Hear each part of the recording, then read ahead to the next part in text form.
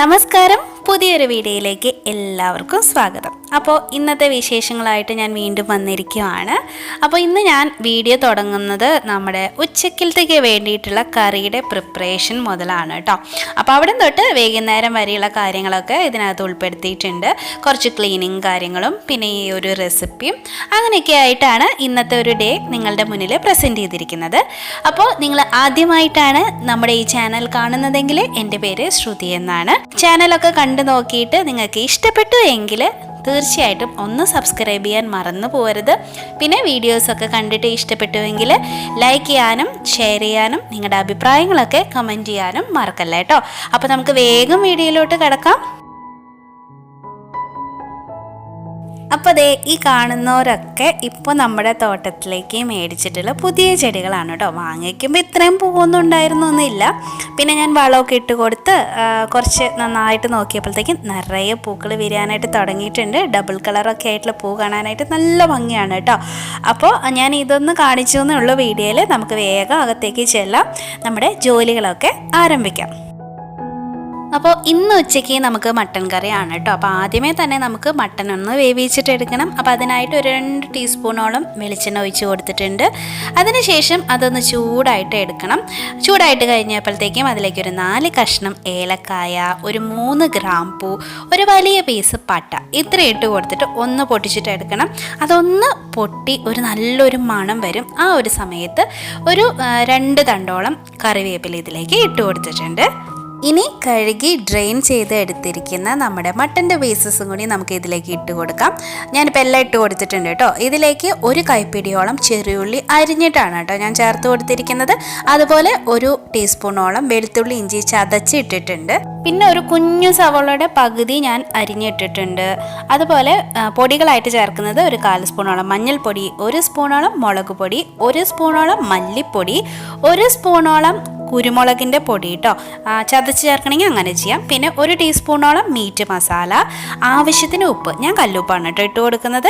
പിന്നെ ഒരു കളറിന് വേണ്ടിയിട്ട് ഒരു ചെറിയ സ്പൂൺ അളവിൽ കശ്മീരി ചില്ലി പൗഡർ ഇത്ര ഇട്ടിട്ട് നന്നായിട്ട് മിക്സ് ചെയ്തിട്ട് എടുക്കണം. നല്ല പോലെ മിക്സ് ആയാൽ ഒരു 1/4 ഗ്ലാസോളം വെള്ളം ഒഴിക്കുക, ഒന്ന് അടുക്കി പിടിക്കാണ്ടിരിക്കാൻ വേണ്ടിയിട്ട്. അതുപോലെ ഏറ്റവും അവസാനം 1 ടീസ്പൂണോളം വെളിച്ചെണ്ണ മേലെ ഒഴിച്ച് കൊടുത്ത് അടച്ച് വെച്ച് ഒരു 4 വിസിലാണ് ഞാൻ വേവിച്ചെടുക്കുന്നത്. മട്ടൻ്റെ വേവൊക്കെ നിങ്ങൾ നോക്കാട്ടോ. നമുക്ക് കിട്ടണ മട്ടൻ്റെ വേവ് എങ്ങനെയാണെന്നുള്ളത് നമുക്ക് മാത്രമേ അറിയുള്ളൂ. അപ്പോൾ അതൊക്കെ നിങ്ങൾ ശ്രദ്ധിച്ച് നോക്കിയും കണ്ടൊക്കെ ചെയ്യുക. അപ്പോൾ നമുക്ക് ഇതിലേക്ക് മസാല തയ്യാറാക്കണം. അതിനായിട്ട് ഞാനൊരു ചീനച്ചട്ടി വെച്ച് കൊടുത്തിട്ടുണ്ട്. ഇരുമ്പിൻ്റെ ആണെങ്കിൽ ഏറ്റവും നല്ലത് കേട്ടോ. ആവശ്യത്തിന് വെളിച്ചെണ്ണ ഒഴിച്ച് കൊടുക്കുക. അതൊന്ന് ചൂടായിട്ട് വരുമ്പോഴത്തേക്കും ഇതിലേക്ക് ഒരു കൈപ്പിടി നിറയെ തേങ്ങാക്കൊത്ത് ഇട്ട് കൊടുത്തിട്ടുണ്ട്. അപ്പം നല്ല അടിപൊളി തേങ്ങാക്കൊത്തൊക്കെ ചേർത്തിട്ടുള്ള മട്ടൻ കറിയാണ്. അപ്പോൾ നന്നായിട്ടൊന്ന് ഇതിനെ മൂപ്പിച്ചിട്ടെടുക്കുക. കളറൊന്നും മാറേണ്ട കാര്യമില്ല, ഒന്ന് സോഫ്റ്റായാൽ മാത്രം മതിയാവും. അപ്പോൾ ഇപ്പോൾ അതായിട്ടുണ്ട്. ഇതിലേക്ക് ഞാൻ സവോള ചേർത്ത് കൊടുക്കുകയാണ്. ഞാനിവിടെ 3 ചെറിയ സവാളയാണ് എടുത്തിരിക്കുന്നത്. ഒന്ന് വഴറ്റി കൊടുക്കുക. അതിനുശേഷം ഇതിൻ്റെ നടുക്ക് ഇച്ചിരി കോള് സ്ഥലം ഉണ്ടാക്കിയിട്ട് ഒരു 3/4 സ്പൂണോളം പെരിഞ്ചീരകം ഇട്ട് കൊടുക്കുക കേട്ടോ. നല്ല സ്മെല്ലും ടേസ്റ്റൊക്കെ വരും. ഒന്ന് പൊട്ടിച്ചിട്ട് എടുക്കുക. അതിനുശേഷം മിക്സ് ചെയ്യുക. ആവശ്യമെങ്കിൽ ഒരല്പം ഉപ്പ് ചേർത്ത് കൊടുക്കാം, പെട്ടെന്നൊന്ന് വാടി കിട്ടാൻ വേണ്ടിയിട്ട്. ഒന്ന് ട്രാൻസ്പെറൻ്റ് ആയാൽ മാത്രം മതിയാവും. അങ്ങനെ നമ്മുടെ സവോളയൊക്കെ ഒന്ന് ട്രാൻസ്പെറൻ്റായി കിട്ടിയിട്ടുണ്ട്. ഇനി ഒരു കൈപ്പിടിയോളം ചെറിയുള്ളി ഞാൻ അരിഞ്ഞ് ചേർത്തിട്ടുണ്ട്. നേരത്തെ മട്ടനിലും ഒരു കൈപ്പിടിയോളം ചെറിയുള്ളി ചേർത്തിട്ടുണ്ടായിരുന്നു. അപ്പോൾ രണ്ടും കൂടി 2 കൈപ്പിടി ചെറിയുള്ളിയാണ് ചേർത്തിരിക്കുന്നത് കേട്ടോ. ഒന്ന് നന്നായിട്ട് വഴറ്റിയിട്ട് എടുക്കണം. കൂട്ടത്തിൽ ഒരല്പം കറിവേപ്പിലയും കൂടി ചേർത്ത് കൊടുക്കുന്നുണ്ട്. ഒരു 5 മിനിറ്റോളം വഴന്നതിന് ശേഷം ഒരു 2 ടീസ്പൂണോളം വെളുത്തുള്ളി ഇഞ്ചി ചതച്ചത് ചേർത്ത് കൊടുക്കുകയാണ്. ഇനി നല്ല പോലെ മൂത്ത് നല്ലൊരു ലൈറ്റ് ഗോൾഡൻ കളറാവുന്നവരെ നമുക്കൊന്ന് സോട്ട് ചെയ്ത് എടുക്കാം. ഇതിലേക്ക് ഒരു 2 പച്ചമുളകും കൂടിയും ഇട്ട് കൊടുക്കുന്നുണ്ട് കേട്ടോ. നല്ല എരിവുള്ളത് കൊണ്ടാണ് ഞാൻ 2 എണ്ണം ചേർത്തത്. ഇല്ലയെന്നുണ്ടെങ്കിൽ ഒരു 4-5 എണ്ണം വരയ്ക്കും നമുക്ക് ചേർത്ത് കൊടുക്കാം കേട്ടോ. ഇപ്പോൾ ദേ നല്ലോണം മൂത്ത് നല്ലൊരു ലൈറ്റ് ഗോൾഡൻ കളറായിട്ട് കിട്ടിയിട്ടുണ്ട്. തീ ഒന്ന് ലോ ഫ്ലെയിമിലേക്ക് മാറ്റിയതിന് ശേഷം പൊടികൾ ചേർത്ത് കൊടുക്കാം. ഒരു 1/4 സ്പൂണോളം മഞ്ഞൾപ്പൊടി, 1.5 ടീസ്പൂണോളം മല്ലിപ്പൊടി, 1.5 ടീസ്പൂണോളം മുളക് പൊടി, ഒരു ചെറിയ സ്പൂണോളം കാശ്മീരി ചില്ലി പൗഡറും ഇച്ചിരി വലിപ്പമുള്ള ഒരു സ്പൂണിൽ മീറ്റ് മസാലയും കൂടിയും ചേർത്തിട്ടുണ്ട്. അതിനുശേഷം നല്ലപോലെ വഴറ്റിയിട്ട് എടുക്കണം. പൊടികളുടെ പച്ചമണമൊക്കെ മാറി കിട്ടുക വേണം കേട്ടോ. ഇപ്പം നോക്കിക്കേ, പൊടികളുടെ പച്ചമണം മാറി കളറും ഒന്ന് ചേഞ്ച് ആയിട്ട് കിട്ടിയിട്ടുണ്ട്. ഇനി നമ്മളിതിലേക്ക് തക്കാളി ചേർത്ത് കൊടുക്കാൻ പോവാണ്. 2 പഴുത്ത തക്കാളിയാണ് ചേർത്ത് കൊടുത്തിരിക്കുന്നത്. പഴുത്തത് ചേർക്കാനായിട്ട് പ്രത്യേകം ശ്രദ്ധിക്കുക കേട്ടോ, ഇല്ലയെന്നുണ്ടെങ്കിൽ പുളി കൂടി പോവും. നല്ല പോലെ ഒന്ന് മിക്സ് ചെയ്തിട്ട് എടുക്കുക. ഇനി ഇത് നന്നായിട്ട് വഴറ്റി കുക്ക് ചെയ്ത് കിട്ടണം, നല്ല പോലെ ഉടഞ്ഞ് കിട്ടണം. ചുരുക്കം പറഞ്ഞാൽ 1 സ്പൂണോളം വെള്ളം ഒഴിച്ച് കൊടുത്തിട്ടുണ്ട്. ഒന്ന് കൂട്ടി ചേർത്ത് വെച്ചിട്ട് ഒന്ന് അടച്ച് വെച്ചിട്ട് നമ്മൾ വേവിച്ചെടുക്കുകയാണെങ്കിൽ പെട്ടെന്ന് തക്കാളി നല്ല സ്മൂത്തായി സോഫ്റ്റായിട്ട് കിട്ടുകയും ചെയ്യും കേട്ടോ. അപ്പോൾ നമുക്ക് അതിനുശേഷം ഒന്ന് കാണാം. ഒരു 5-8 മിനിറ്റിന് ശേഷം ഞാൻ മൂടി തുറന്ന് നോക്കിയപ്പോഴത്തേക്കും തക്കാളിയൊക്കെ നല്ല ഉടഞ്ഞ് കിട്ടിയിട്ടുണ്ട് കേട്ടോ. നല്ല മസാലയൊക്കെ നല്ലോണം സ്മൂത്തായിട്ട് വന്നിട്ടുണ്ട്. ഇത്രയും മതിയാവും. ഒന്നുകൂടെ വേണമെങ്കിൽ ഈ തവി വെച്ചിട്ട് ഒന്ന് ഉടച്ചു കൊടുക്കുകയും ചെയ്യാം. ഇനി കുക്ക് ചെയ്ത് വെച്ചിരിക്കുന്ന മട്ടൺ ചേർത്ത് കൊടുക്കുക. നന്നായിട്ടൊന്ന് മിക്സ് ചെയ്തിട്ട് എടുക്കുക. വേവൊക്കെ കറക്റ്റാണോ അല്ലേ എന്നൊക്കെ ഞാനൊന്ന് ചെക്ക് ചെയ്ത് നോക്കിയതാണ്. ഞങ്ങൾക്കിത് പാകത്തിനായിട്ടുണ്ട്. ഇനി ഇതിലേക്ക് നമ്മുടെ ഇഷ്ടപ്രകാരം മല്ലിയിലയും കുറച്ച് കറിവേപ്പിലയും കൂടി ചേർത്ത് കൊടുക്കുക. ഒന്ന് പെട്ടെന്ന് മിക്സ് ചെയ്തിട്ട് എടുക്കുക. പിന്നെ ഞാൻ ഇച്ചിരി ചാറാക്കാൻ വേണ്ടിയിട്ട് ഇതിലേക്ക് 1 കപ്പോളം ചൂടുവെള്ളം ചേർത്ത് കൊടുക്കുന്നുണ്ട് കേട്ടോ. എന്നിട്ട് വീണ്ടും ഒന്ന് മിക്സ് ചെയ്തിട്ട് ഒന്ന് തിളപ്പിച്ചെടുത്താൽ മതിയാവും. പിന്നെ ഉപ്പൊക്കെ നിങ്ങളൊന്ന് ചെക്ക് ചെയ്ത് നോക്കുക. എരിവ് കുറവ് തോന്നുന്നുണ്ടെങ്കിൽ ഈ സമയത്ത് ഇതിലേക്ക് കുരുമുളകിൻ്റെ പൊടി നിങ്ങൾക്ക് ചേർത്ത് കൊടുക്കാം. ഗ്രേവിയൊക്കെ നല്ലപോലെ കറക്റ്റ് പാകത്തിനായിട്ട് വന്നിട്ടുണ്ട്. ഇനി ഇതിലേക്ക് ഒരു 1/2 സ്പൂണോളം ഗരം മസാല പൗഡറും പിന്നെ ഒരു 1/4 സ്പൂണോളം എൻ്റെ ഒരു ഇഷ്ടത്തിന് കുറച്ച് കുരുമുളക് പൊടിയും കൂടി ചേർത്ത് കൊടുത്തിട്ടുണ്ട് കേട്ടോ. നമ്മുടെ അടിപൊളിയായിട്ടുള്ള തേങ്ങാക്കൊത്തൊക്കെ ഇട്ട് വെച്ചിരിക്കുന്ന മട്ടൻ കറി നല്ല നാടൻ സ്റ്റൈലിലുള്ളതാണ്. തയ്യാറായി കഴിഞ്ഞു. എല്ലാവരും ഒരു തവണയെങ്കിലും ട്രൈ ചെയ്ത് നോക്കണം കേട്ടോ, നിങ്ങൾക്ക് തീർച്ചയായിട്ടും ഇഷ്ടപ്പെടും. അപ്പോൾ ഇന്നത്തെ സ്പെഷ്യൽ റെസിപ്പി ഇതാണ്. എല്ലാവരും തയ്യാറാക്കി നോക്കാം കേട്ടോ. അപ്പോൾ ഇനി നമുക്ക് ബാക്കി പണികളിലേക്ക് പോകാം. അപ്പോൾ ഊണ് കഴിക്കുന്നതൊന്നും ഞാൻ കാണിക്കുന്നില്ല കേട്ടോ. ഉച്ച കഴിഞ്ഞിട്ടുള്ള പരിപാടിയാണ് ഇനി നിങ്ങൾ കാണാനായിട്ട് പോകുന്നത്. അപ്പോൾ ഇന്നത്തെ പണികളൊക്കെ കഴിഞ്ഞ സ്ഥിതിക്ക് ഞാൻ വിചാരിച്ചു അടുക്കളയിലത്തെ കുറച്ച് ഭാഗം ഒന്ന് ക്ലീനിങ് ചെയ്യാമെന്ന്. അപ്പം ഞാൻ ജനാലയാണ് മെയിനായിട്ട് ഉദ്ദേശിക്കുന്നത്. കുറച്ച് നാളായിട്ട് എനിക്ക് സുഖമില്ലാതിരിക്കുന്നത് കൊണ്ട് ഈ ജനാല ഞാൻ ഒട്ടും ക്ലീൻ ചെയ്യാറില്ലായിരുന്നു. അതുകൊണ്ട് തന്നെ നന്നായിട്ട് പൊടി വന്നിട്ടുണ്ട്. നല്ല അസലായിട്ട് പൊടിയായിട്ടുണ്ട് കേട്ടോ. നല്ല പോലെ നിങ്ങൾക്കത് അത്ര കാണാനായിട്ട് സാധിക്കില്ല, പക്ഷേ എൻ്റെ കണ്ണിൽ ഇത് നല്ലോണം പൊടിയായിട്ടാണ് ഇരിക്കുന്നത്. അപ്പം ഞാൻ വിചാരിച്ചു അതൊന്ന് ക്ലീൻ ചെയ്തെടുക്കാമെന്ന്. അപ്പോൾ അതിന് വേണ്ടിയിട്ട് വെള്ളത്തിലേക്ക് ഒരല്പം മണ്ണെണ്ണ ഒഴിച്ച് കൊടുത്തിട്ടാണ് ഞാൻ ക്ലീൻ ചെയ്യുന്നത് കേട്ടോ. സെയിം തന്നെയാണ്, ഞാൻ എപ്പോഴും ഡീപ്പ് ക്ലീനിങ്ങിന് ഇങ്ങനെ തന്നെയാണ് ചെയ്യുന്നത്. പിന്നെ ഉറുമ്പും കാര്യങ്ങളൊന്നും വരികയില്ല കേട്ടോ.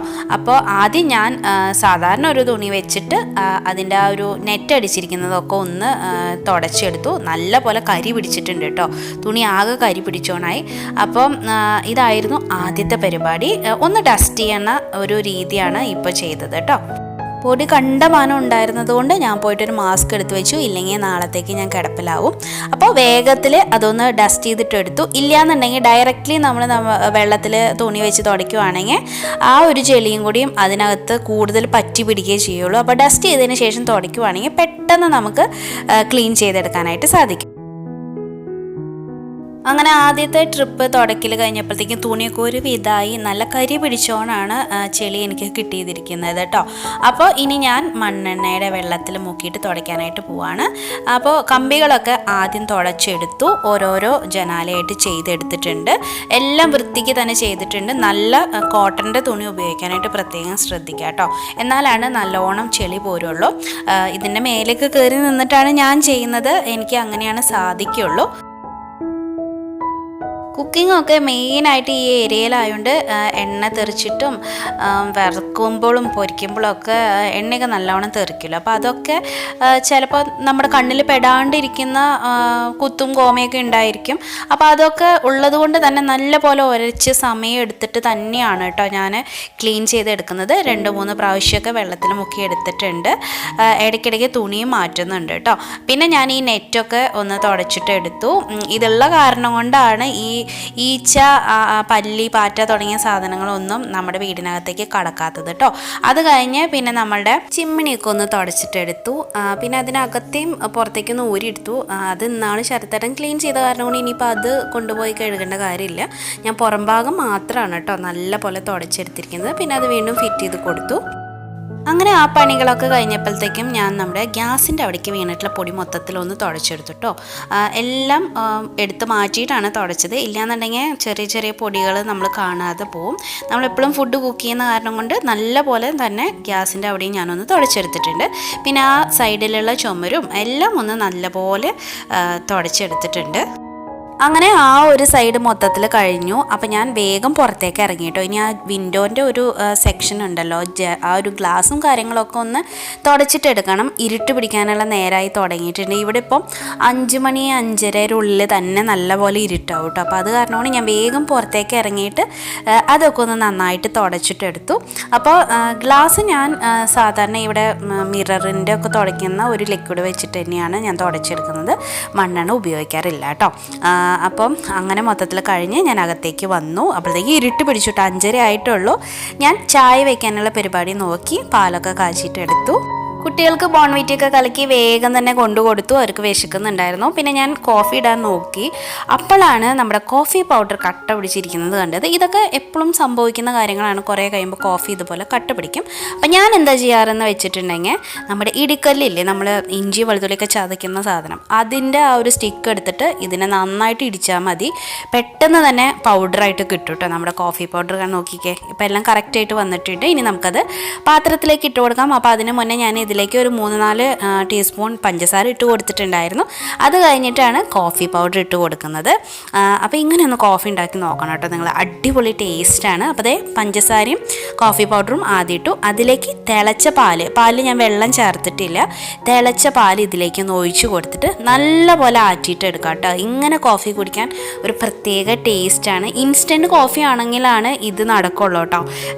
പ്രത്യേകിച്ച് നല്ല ടേസ്റ്റ് കിട്ടണമെങ്കിൽ ഇതുപോലെ നല്ല പോലെ ഒരു 3-4 തവണ ആറ്റിയിട്ട് എടുക്കണം. അപ്പോൾ നല്ല പതഞ്ഞ് നല്ല അടിപൊളിയായിട്ടുള്ള കോഫി കിട്ടും. നല്ലൊരു മണവും ഒരു ടേസ്റ്റും ഒക്കെയാണ് കേട്ടോ. അപ്പോൾ കോഫി ഇങ്ങനെയൊന്നും ഉണ്ടാക്കി നോക്കണം. അടിപൊളി ടേസ്റ്റാണ്. എത്ര ക്ഷീണമുള്ള ആളാണെങ്കിലും ഈ ഒരു കോഫി കുടിച്ചാൽ മതി കേട്ടോ, നല്ല ഉന്മേഷം കിട്ടാനായിട്ട്.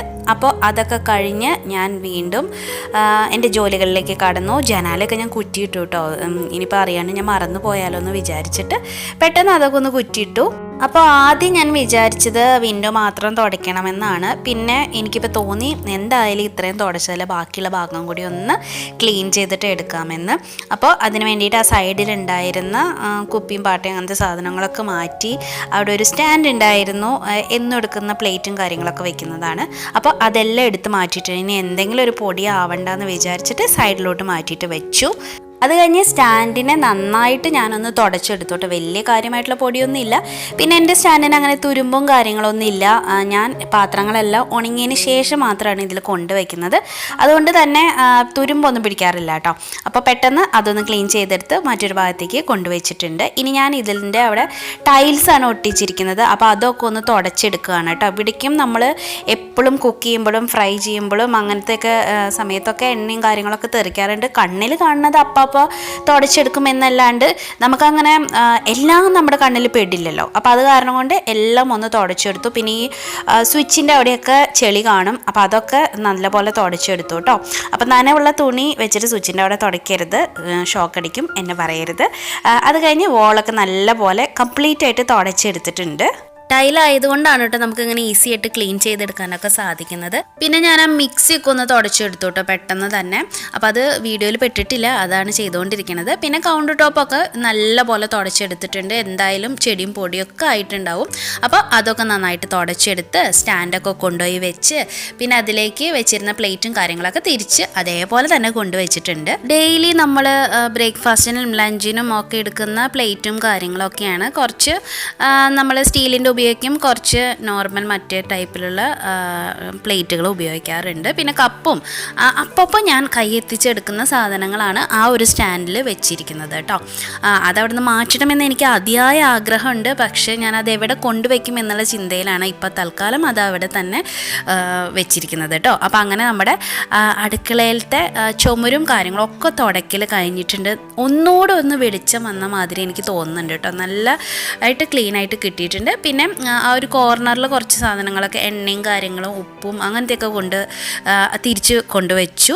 അതും കഴിഞ്ഞിട്ടുണ്ട്. അപ്പോൾ അതിനെയും ഒന്ന് ഒതുക്കണമെന്ന് ഞാൻ വിചാരിക്കുന്നുണ്ട് കേട്ടോ. ഇതൊക്കെ എൻ്റെ മനസ്സിലുള്ള പ്ലാനുകളാണ്. അതിനായിട്ടുള്ള കാര്യങ്ങളൊക്കെ ചെയ്ത് വെച്ചിട്ടുണ്ട്. അപ്പോൾ അതൊരു വീഡിയോ ആയിട്ട് ചെയ്യണമെന്ന് ഞാൻ വിചാരിക്കുകയാണ്. അപ്പോൾ അതുകൊണ്ടാണ് കേട്ടോ ലേറ്റ് ആവുന്നത്. വീഡിയോ അങ്ങ് എടുക്കാനുള്ള സമയം എനിക്ക് കിട്ടുന്നില്ല.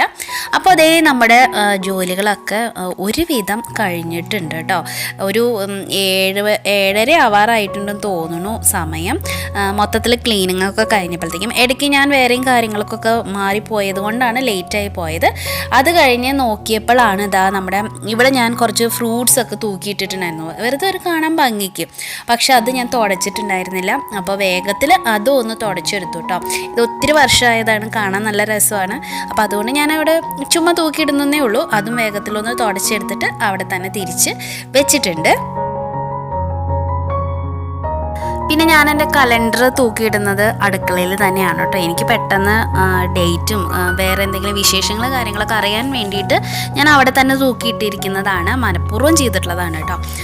അപ്പം അതും അവിടെ തൂക്കിയിട്ടു. അപ്പം അങ്ങനെ എല്ലാ പരിപാടിയും കഴിഞ്ഞിട്ടുണ്ട് കേട്ടോ. നേരത്തെ മുഴുവനായിട്ടുണ്ടായിരുന്നില്ല, ഇപ്പോൾ കംപ്ലീറ്റ് ആയിട്ട് നമ്മുടെ അടുക്കളയുടെ ചുമരും ജനാലയും അങ്ങനത്തെ കാര്യങ്ങളും നമ്മൾ ക്ലീൻ ചെയ്തെടുത്തിട്ടുണ്ട്. മൊത്തത്തിൽ അടുക്കള ഞാനൊന്ന് ഇപ്പോൾ കാണിക്കുവാണ് കേട്ടോ. നല്ലതായിട്ട് ക്ലീനായിട്ട് കിട്ടിയിട്ടുണ്ട്. ഇനി കുറച്ച് നാളത്തേക്ക് എനിക്ക് ഇതുമേ വലിയ പണി കാണില്ല, ഡീപ്പ് ക്ലീനിങ്ങിൻ്റെ ആവശ്യം വരില്ല. പക്ഷേ പൊടി തട്ടലും കാര്യങ്ങളൊക്കെ ഞാൻ ഇനിയും ചെയ്യും കേട്ടോ. അപ്പോൾ അതൊക്കെ കഴിഞ്ഞപ്പോഴത്തേക്കും പിള്ളേർക്ക് പിന്നെയും വിശക്കണമെന്ന് പറഞ്ഞു. ചുമ്മാ TV കാണുമ്പോൾ അവർക്ക് വിശപ്പ് കൂടുതലാണ്. അപ്പോൾ അത് കാരണം കൊണ്ട് ശരത്തേട്ടൻ പെട്ടെന്ന് പോപ്കോൺ ഉണ്ടാക്കി എടുക്കുകയാണ് കേട്ടോ. ഞാൻ ഇച്ചിരി ടയേർഡായിട്ടുണ്ടായിരുന്നു. അപ്പോൾ ശരത്തേട്ടൻ പറഞ്ഞു ഞാൻ ഉണ്ടാക്കി കൊടുത്തോളാമെന്ന്. അപ്പോൾ പോപ്കോൺ ഉണ്ടാക്കി കൊടുക്കുവാണ്. നമ്മുടെ കുക്കറിൽ വെച്ചിട്ട് പെട്ടെന്ന് ഉണ്ടാക്കിയിട്ട് എടുക്കാം. ഇവിടെ ഞാനല്ല കേട്ടോ പോപ്കോൺ ഉണ്ടാക്കുന്ന ആൾ, ശരത്തേട്ടനാണ്. അപ്പോൾ അത് പൊട്ടാൻ തുടങ്ങിയിട്ടുണ്ട് കേട്ടോ. പടപടപടപടാന്ന് പൊട്ടും. അങ്ങനെ മിനിറ്റുകൾക്കുള്ളിൽ നമ്മുടെ പോപ്കോണും റെഡി ആയിട്ട് വന്നിട്ടുണ്ട്. നല്ല ടേസ്റ്റാണ് കേട്ടോ.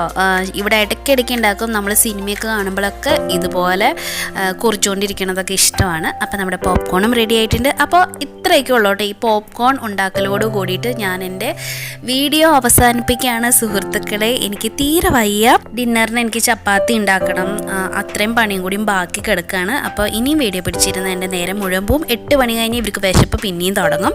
അപ്പോൾ ഞാൻ വേഗത്തിൽ പോകാൻ നോക്കുകയാണ്. അടുത്തൊരു വീഡിയോ ആയിട്ട് വീണ്ടും കാണാം. അതുവരയ്ക്കും ബൈ, ടേക്ക് കെയർ.